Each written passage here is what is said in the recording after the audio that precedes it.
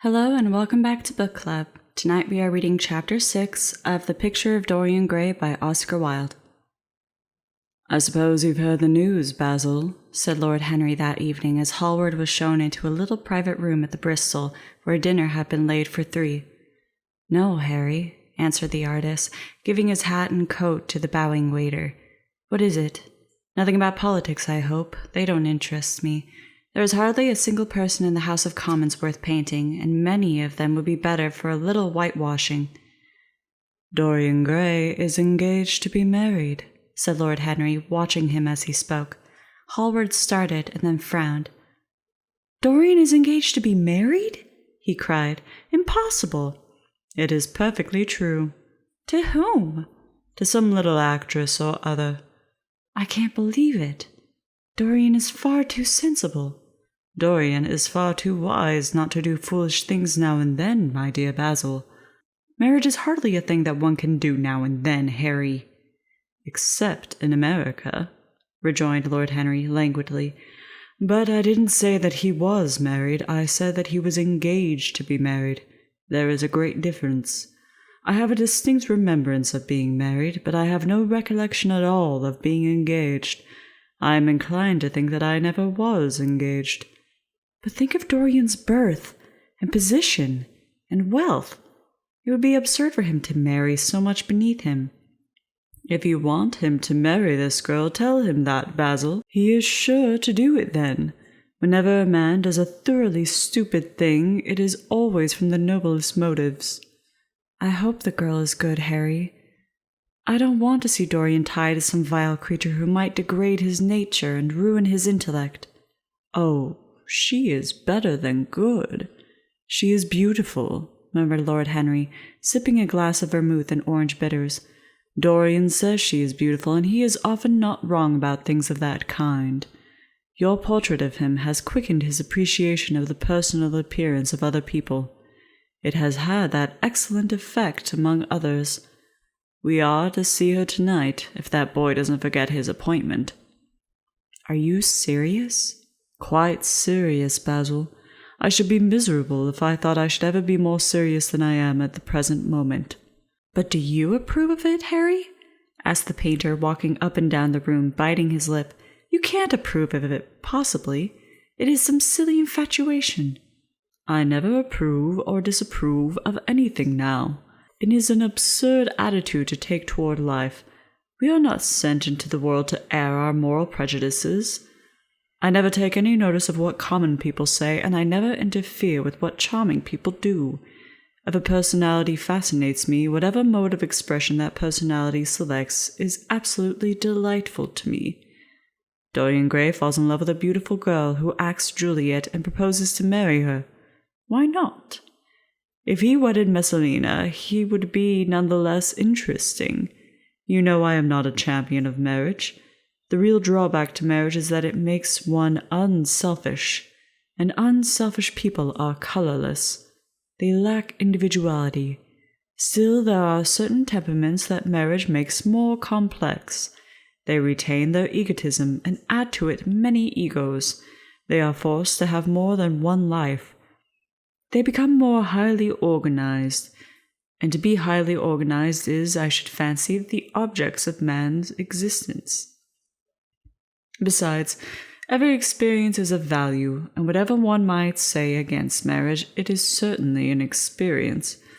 I hope that Dorian Gray will make this girl his wife, passionately adore her for 6 months, and then suddenly become fascinated by someone else. He would be a wonderful study." "You don't mean a single word of that, Harry. You know you don't.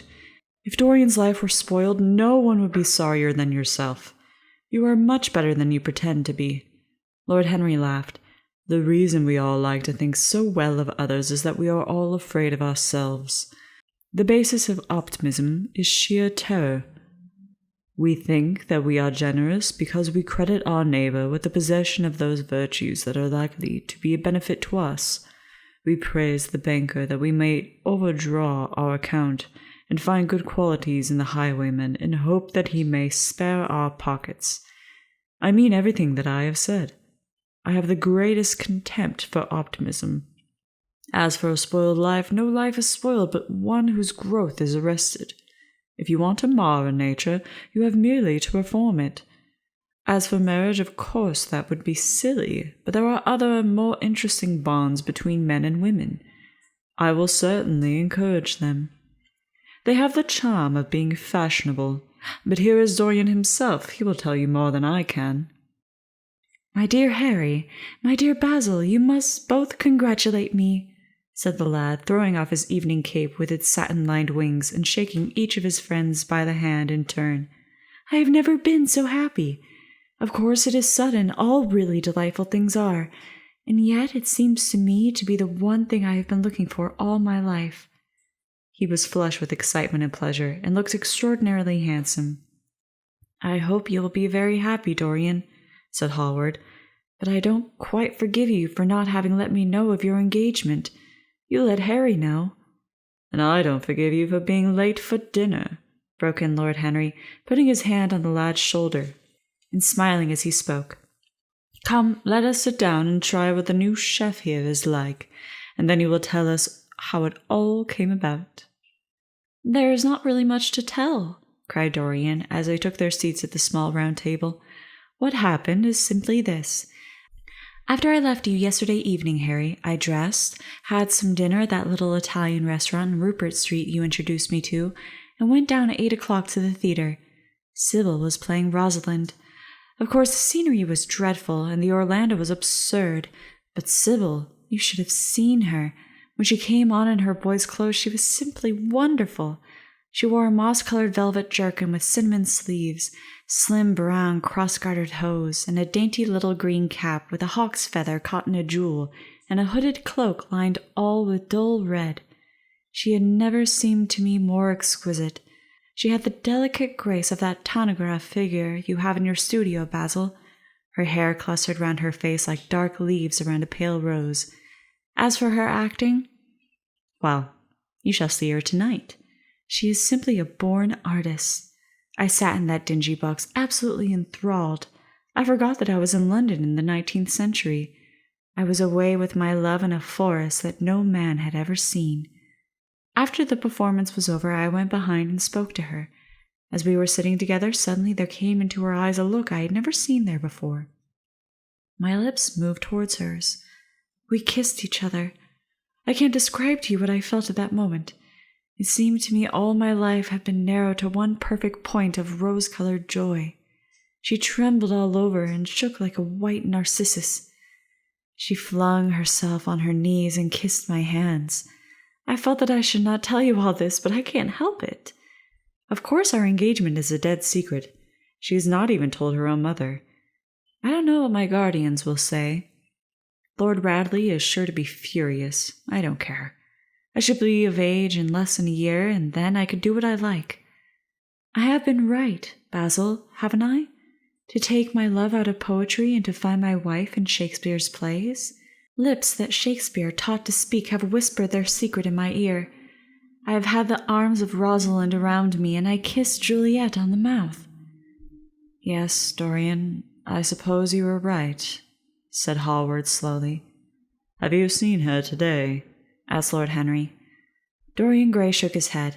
I left her in the forest of Arden, and I shall find her in an orchard in Verona. Lord Henry sipped his champagne in a meditative manner. At what particular point did you mention the word marriage, Dorian?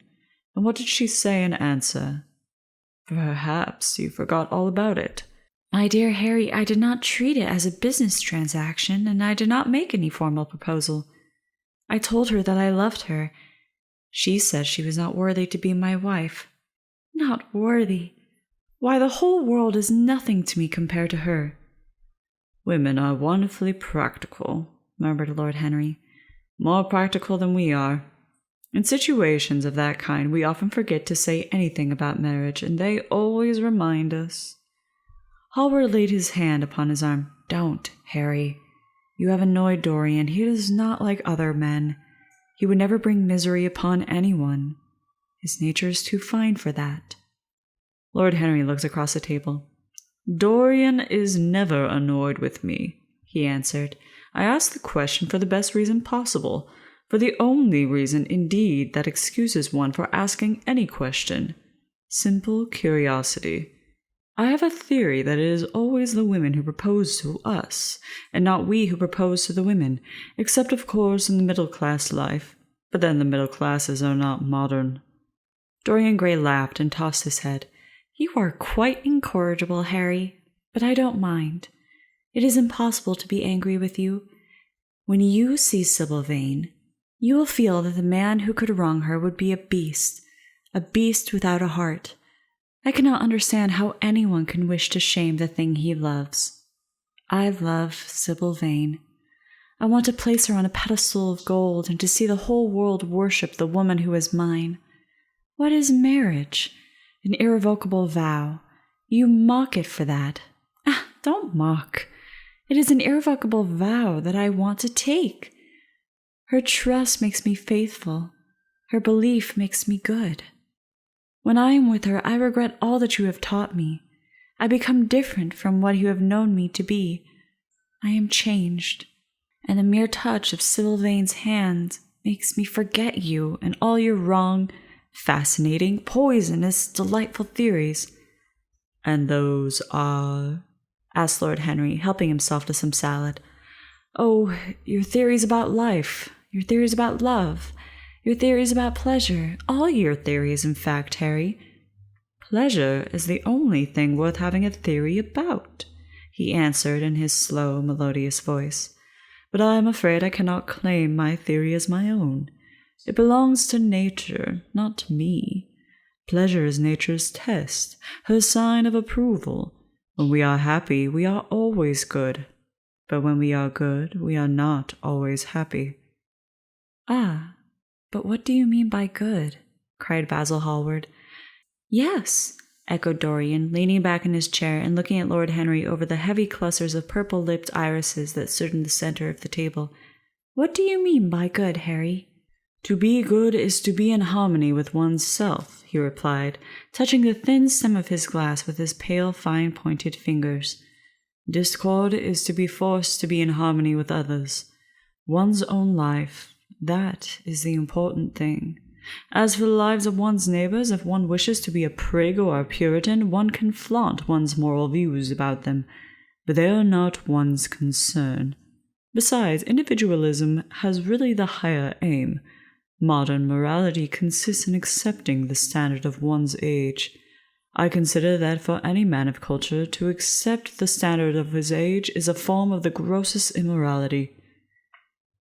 "But surely, if one lives merely for oneself, Harry, one pays a terrible price for doing so," suggested the painter. "Yes, but we are overcharged for everything nowadays. I should fancy that the real tragedy of the poor is that they can afford nothing but self-denial. Beautiful sins, like beautiful things, are the privilege of the rich." "One has to pay in other ways but money." "What sort of ways, Basil?" "Oh, I should fancy in remorse, in suffering, in, well, the consciousness of a degradation." Lord Henry shrugged his shoulders. "My dear fellow, medieval art is charming, but medieval emotions are out of date. One can use them in fiction, of course, but then only things that one can use in fiction are the things that one has ceased to use in fact. Believe me, no civilized man ever regrets a pleasure, and no uncivilized man ever knows what pleasure is." "I know what pleasure is," cried Dorian Gray. "It is to adore someone." "That is certainly better than being adored," he answered, toying with some fruits. "Being adored is a nuisance. Women treat us just as humanity treats its gods. They worship us, and are always bothering us to do something for them." "I should have said whatever they ask for, they had first given to us," murmured the lad gravely. "They create love in our natures. They have a right to demand it back." "That is quite true, Dorian," cried Hallward.